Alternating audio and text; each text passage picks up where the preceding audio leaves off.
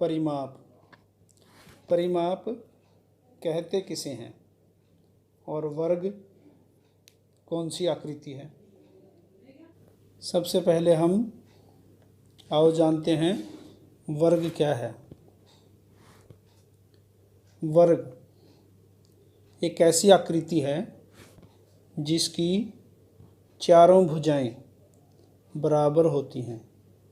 एक ऐसी आकृति जिसकी चारों भुजाएं बराबर होती हैं। जैसे हमारे सामने एक आकृति है क ख ग घ। इस आकृति में इसकी चारों भुजाएं क्या हैं? बराबर हैं।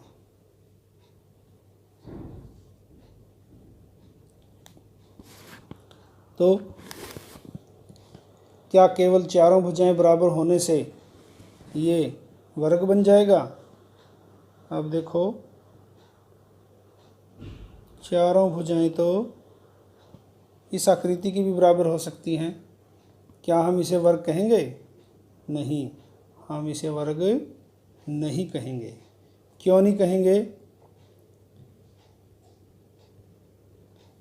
क्योंकि वर्ग की एक और शर्त होती है। वो क्या है कि इसका प्रत्येक कोण, जो इसका प्रत्येक कोण है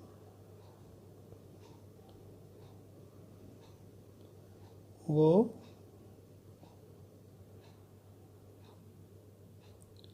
कितने डिग्री का होना चाहिए?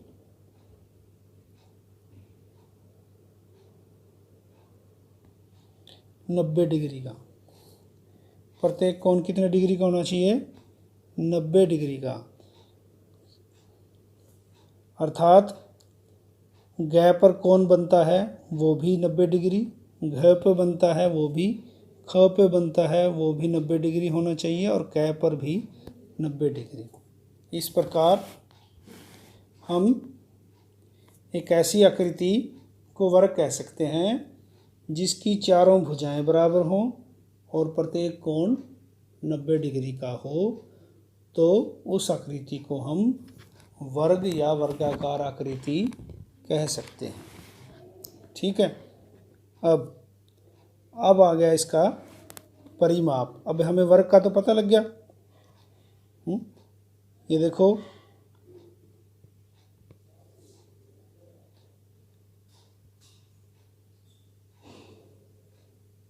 ये भुजा, ये भुजा, ये भुजा और ये भुजा, ये चारों क्या होनी चाहिए? बराबर होनी चाहिए। ठीक है।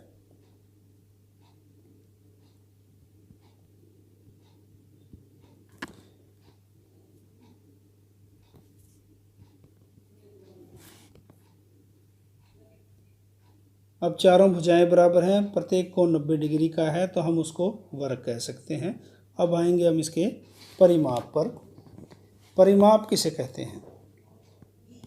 मान लो मैं ग से चला, घ तक पहुंचा, फिर ख तक चला और फिर मैं क तक पहुंचा और फिर वापस मैं ग तक आया। तो ये क्या हो गया हमारा? परिमाप। परिमाप का अर्थ उस आकृति का चारों तरफ का घेरा। हम किसी आकृति के चारों तरफ चलेंगे तो वो उसका क्या बन जाएगा? परिमाप। हम उसके चारों तरफ जब चक्कर काटते हैं तो हम उसके परिमाप का चक्कर काटते हैं। तो इस प्रकार हमें इसका परिमाप भी पता लग गया। अब हमें वर्ग आकृति का पता है, परिमाप का पता है। परिमाप कहते किसे हैं? अब हम परिमाप उस आकृति का निकालेंगे कैसे? हम कैसे बता पाएंगे कि उस आकृति का परिमाप इतना है? मान लो क ख बराबर है 5 सम। 5 सम, यहाँ सम से मतलब है सेंटीमीटर। तो वर्ग की एक भुजा 5 सेंटीमीटर है, तो बाकी की सारी भुजाएं भी 5-5 सेंटीमीटर ही होंगी ना। क्यों होंगी?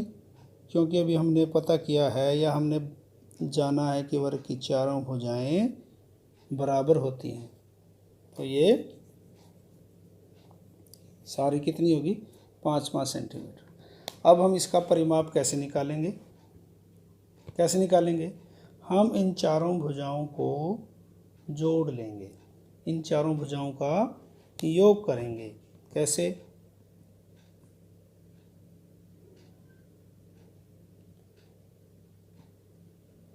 क ख को जोड़ लेंगे, ख ग को जोड़ लेंगे, ग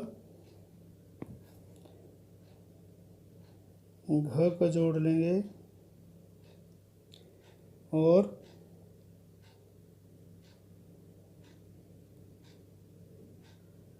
क ग को जोड़ लेंगे। तो ये सभी कितनी हैं? 5-5 सेंटीमीटर हैं।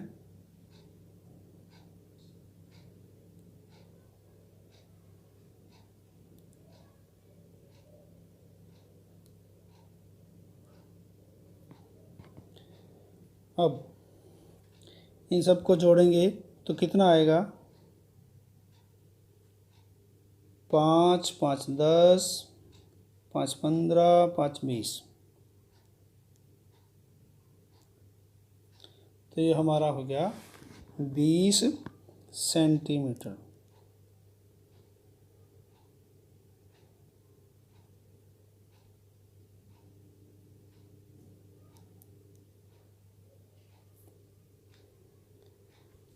ठीक है।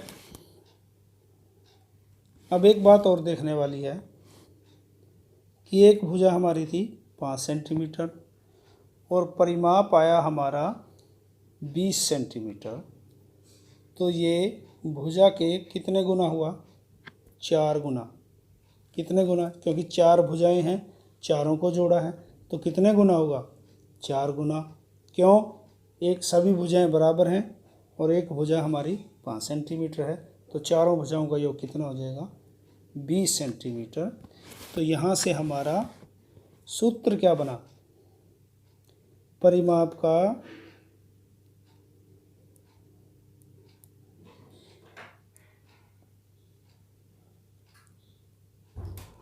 सूत्र क्या बना? परिमाप का सूत्र बना हमारे पास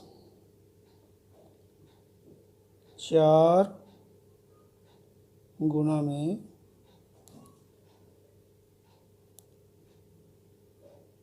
भुजा।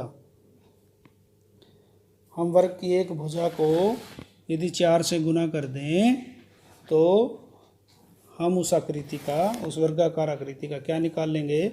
परिमाप निकाल लेंगे। तो ठीक है। और यहाँ से हमारे पास परिमाप का सूत्र भी बन गया। क्या?